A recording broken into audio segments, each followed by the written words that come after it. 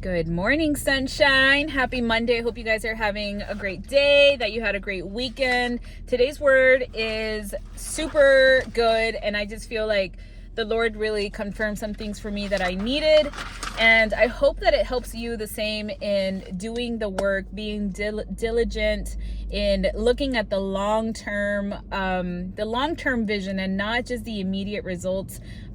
Before I get into the word real quick, I just want to say, I'm just gonna say it out loud, that I have finally taken the step to inquire about being on the worship team at church. Like, I'm so excited, and at the same time I'm like, oh my goodness. I wish that I could have just like told you guys everything, but I'm gonna say that in my initial like faith journey that started honestly like 2.5 years ago, but sometime at the beginning of 2025, maybe the end of 24, I don't know, I mean not 25, sorry, 2024, I went into a service at church, and I remember thinking like it would be awesome if one day I could be in the worship team. And I wrote it on a little sticky, and I just wrote it on there, and I was like, Lord, if you are calling me to this, you will let me know when I am ready. And I need to go back. I have that sticky in my office, and I not too long ago, I had a friend from church who told me like, hey, she serves on the worship team, and she's like, hey, I think you would do great in the worship team. And I was like, yeah, like, I don't know about that. I just didn't feel like I was ready. And she's like, just letting you know, but whenever you're ready, tell me. I'll connect you with those that need to with those people that need to know.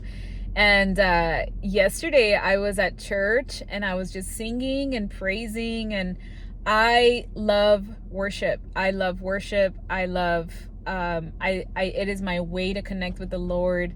And whatever it was yesterday, I just felt like, okay, Lord, I think this is enough nudges that I feel like you're calling me to do this. So yeah, I reached out to her, and I was like, so about that thing. And so it was super nice that she said, I have been praying for this. I knew this would happen. Praise God. And it's just exciting to know that that the Lord feels like I'm ready, like the Lord feels that I'm ready. And at the same time that I have a wonderful friend who prays for me. But yeah, anyways, that, I don't know why that gets me emotional, but it does. Anyways, this sun is insane right now. It's like right in my face. But let's get into it. We are in Ecclesiastes 11, chapter 3-6. And I'm going to read it real quick. It's a little lengthy. It says, when clouds are heavy, the rain comes down. Whether a tree falls north or south, it stays where it falls. Farmers who wait for perfect weather never plant. If they watch every cloud, they never harvest. Just as you cannot understand the path of the wind or the mystery of a tiny baby growing in its mother's womb, so you cannot understand the activity of God who does all things. Plant your seed in the morning and keep busy all afternoon, for you don't know if profit will come from one activity or another, or maybe both. So I'm going to get first into verse 3, where it says, the clouds are heavy, the rains came down. Whether a tree falls north or south, it stays where it falls. I feel like life is definitely full of, oh my gosh, this sun is like a little much. Life is full of seasons and cycles, and God's timing is absolutely perfect. I mean, just me telling you guys this about the whole worship thing, it's just, I feel like when he grows you, he will bless you, he will nudge you, he will tell you which way to go. The blessings and the growth and the outcomes often come in his timing, not ours. And oftentimes I get asked like, well, when do you know? How do you know? All I can say is that in my life, the way that I see the Lord moving or telling me like where to go is because I will tend to see the same thing. Like I'll have like a vision or like a thought that just comes in my mind often. And it's not like I'm just like thinking about this thing all the time. It's just like it's like a thing that comes where it's like, okay, it's a knowing. You have given me this vision, and why does he keep popping up? And everything is in his timing. Like, if I would have going back to the example about doing worship, if I would have done it, 2 years ago, and just been like, okay, I'm gonna go and be on the worship team, I probably could have done it, and it would have been fine. But you know what? I know how the Lord works, and something would have happened where it just would not have fit into my schedule. I would not have felt confident enough to do it. There would have been something that was off where he would have blocked it. And that is okay. Like, that is okay. Like, that is a good father. If you all are a parent, you all know, if your child is about to go into something where it may be dangerous, what do? You protect them, right? You keep them from doing it. And sometimes if your child falls, it's a lesson. And then you just kind of help them up, and you encourage them to just keep going. And that is the same thing that our Father does in heaven. And I feel like this is also a reminder that outcomes aren't predictable. We cannot control where or how things will land. Like, if something will have success or failure, or the fact that, like, the impact of something that we do, that ultimately is in God's hands. Like, I don't know about you, but there's times that I'll see somebody that is like in the corner asking for money, right? Or asking for food, and I'll help them. And I just like, you never know what that small act of kindness will do, how that will impact somebody's life. And I've seen this in my personal life, and I don't want to get into it, but where you will do something that has been in your heart, and it's like, okay, this has happened recently where it's like, okay, I had kept kind of ignoring it, and then it kept coming up, and then, okay, I'm gonna act on it. And it's like, Lord, I don't know why now, I don't know why this, but I'm gonna do it, and I'll just believe and trust that you will ultimately do what you need to do with that my obedience and taking action and doing it, that you're the one that's going to make something out of that. So I feel like here the reminder is to take action without trying to control every result. Plant seeds, invest in relationships, serve others, and trust God to direct the outcome. Too many of us are stuck in the doing, and the little details, in the wanting to control everything, that we forget to just let it go and let God do what he's supposed to do. We may work hard and do all the right things, but the results are not ours to control. God will ensure that nothing is ever wasted. Nothing is wasted with God, whether the situation went well or it didn't, whether what you said went how you expected or it didn't, whether something feels too big or too small. At the end of the day, the Lord does not waste anything. Everything is for our good. And it's like when we help someone in need, going back to that example, and we may not see the immediate result of that, but we need to rest in the fact that God will use it in a way that we cannot see. And then verse 4, I feel like this is for all of those, or all of us, I should say, that get stuck in like analysis paralysis. But it says, farmers who wait for perfect weather never plant. If they watch every cloud, they never harvest. I mean, can I get a show of hands, of those that have been there, that you are just in paralysis by analysis? You have been overthinking. You're thinking about every single scenario that may or may not happen, and you just don't act. Like, I have been there, okay? And if we wait for perfect conditions or the perfect time, we will never act. We will never do the thing that we have been called to do. And God calls us to have faith in motion. It's our responsibility to act. It's his responsibility to have the results.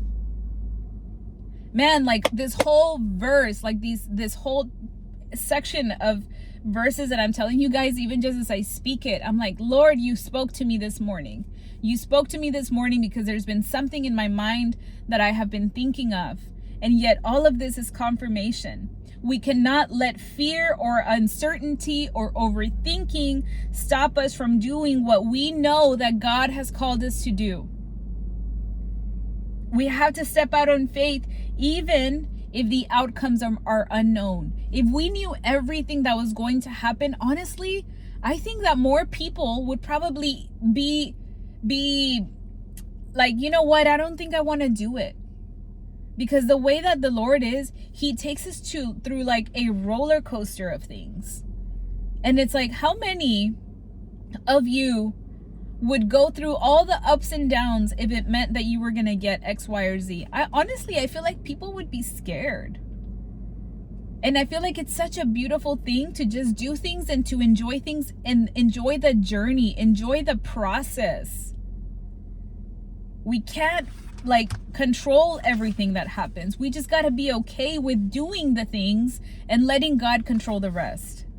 And then verse 5 says, just as you cannot understand the path of the wind or the mystery of a tiny baby growing in its mother's womb, so you cannot understand the activity of God who does all things. And I feel like this tells us that, oh my gosh, I got an itch in my nose. That the mystery of God's sovereignty, you know, life, creation, and outcomes they're all done by God. And we cannot fully understand everything. We don't need to control every detail. God's plan is always bigger than ours. In everything. I've seen this like so many times in my life where I think one thing and then he does something else and it's much bigger and greater and more awesome than I could have ever imagined. Let go of control. Trust that God will bring your efforts to fulfillment even when things aren't clear. Like, isn't that a beautiful thing to just trust the Lord with our outcome? He already has it figured out. You just got to act. You just got to have faith in motion. And then the last verse, which says, plant your seed in the morning and keep busy all afternoon, for you don't know if profit will come from one activity or another, or maybe both. Oh man. This teaches us about being diligent and about trusting the actions, the daily doing.